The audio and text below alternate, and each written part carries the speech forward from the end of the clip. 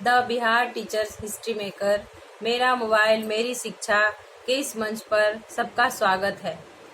मैं पद्मा भारती आज कक्षा सप्तम की कविता, हिंदी की कविता बरसा बहार लेकर प्रस्तुत हुई हूँ। आइए पहले कविता का वाचन करते हैं।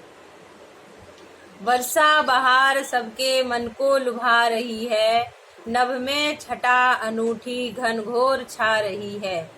बिजली चमक रही है, बादल गरज रहे हैं, पानी बरस रहा है, झरने भी बह रहे हैं।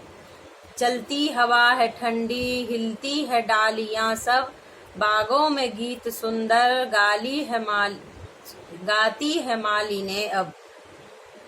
तालों में जीव जलचर अति है प्रसन्न होते, फिरते लखों पपीहे है ग्रीष्म ताप खोते। करते हैं नृत्य वन में, देखो ये मोर सारे, मेढक लुभा रहे हैं गाकर संगीत प्यारे।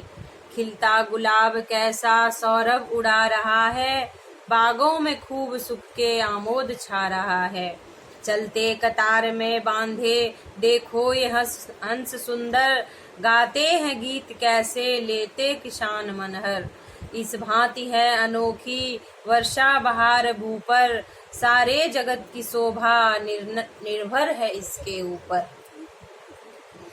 मुकुटधर पांडे द्वारा रचित ये रचना वर्षा के ऊपर है कि वर्षा का जब मौसम आता है तो किस तरह का मनोहारी दृश्य रहता है। उसी दृश्य का चित्रण इसमें भलीभांति किया गया है।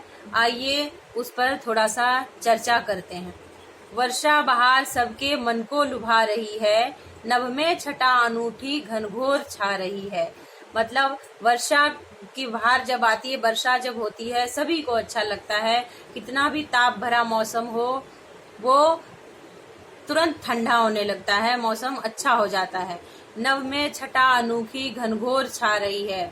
नभ का, आसमान का रंग अचानक से बदल जाता है और उस घनघोर छा जाती है, अंधेरा हो जाता है, काले काले बादल मंडराने लगते हैं। बिजली चमक रही है, बादल गरज रहे हैं, पानी बरस रहा है, झरने भी बह रहे हैं।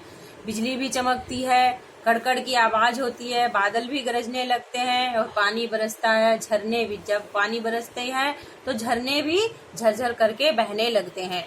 चलती हवा है ठंडी, हिलती है डालियां सब, बागों में गीत सुंदर गाती है माली ने अब। चलती हवा, ठंडी ठंडी हवा चलती है, डालियां हिलने लगती है। जब हवा चलेगी तो पेड़ों की डालियां हिलती है, झूम झूम कर वो खुशी मनाती है। फिरते बागों में गीत सुंदर गाती है माली ने अब।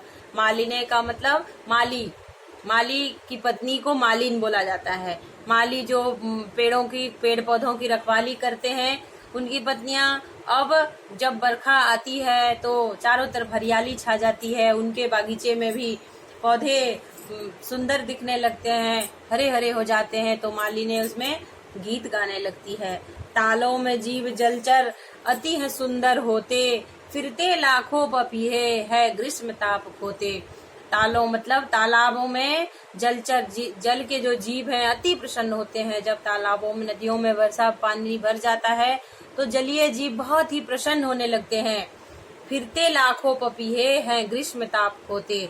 जब बारिश होती है तो मोर पपीहा ये भी नाचने लगता है ग्रीष्म की ताप खोते। मतलब ग्रीष्म की जो गर्मी होती है, ग्रीष्म ऋतु की, उसको कम हो जाता है वर्षा के वजह से, इसलिए वो भी नाचने लगते हैं, खुशी मनाने लगते हैं।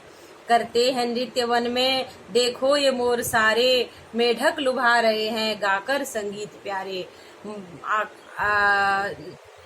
बाग में, वनों में नृत्य करने, नाचने लगते हैं। कौन? मोर जब आसमान में बादल देखता है तो वो अनायास नाचने लगता है और नाचता रहता है। मेढक भी टरटे करने लगता है। जब बादल छाता है तो मेढक के अंदर खुशहाली भर जाती है और वो अपना मधुर संगीत में गाने लगता है। खिलता गुलाब कैसा सौरभ उड़ा रहा है, बागों में खूब सुख से आमोद छा रहा है। गुलाब जब खिलती है तो उसकी खुशबू चारों ओर फैल जाती है। सौरभ का मतलब सुगंध उड़ने लगता है गुलाब का। बागों में खूब सुख से आमोद छा रहे हैं। बागों में सुख मतलब बागों बगीचों में खुशहाली आ जाती है, सभी हरे हरे हरे हो जाते हैं सभी पेड़, तो ऐसा लगता है मानो सभी सुखी हो गए हैं। आमोद मतलब खुशी, खुशी छा जाती है, चारों तरफ हरियाली छा जाती है। चलते कतार बांधे देखो ये हंस सुंदर, गाते हैं गीत कैसे लेते किसान मनहर। हंस नदियों में कतार बांधकर चलने लगते हैं और वो जल क्रीड़ा करते रहते हैं। गाते हैं गीत कैसे लेते किसान मनहर, किसान गीत गाने लगते हैं, उनके खेतों में भी हरियाली आ जाती है, किसान खुश हो जाते हैं, वो भी मधुर संगीत गाने लगते हैं। और इस भांति है अनोखी वर्षा बहार भूपर, सारे जगत की शोभा निर्भर है इसके ऊपर।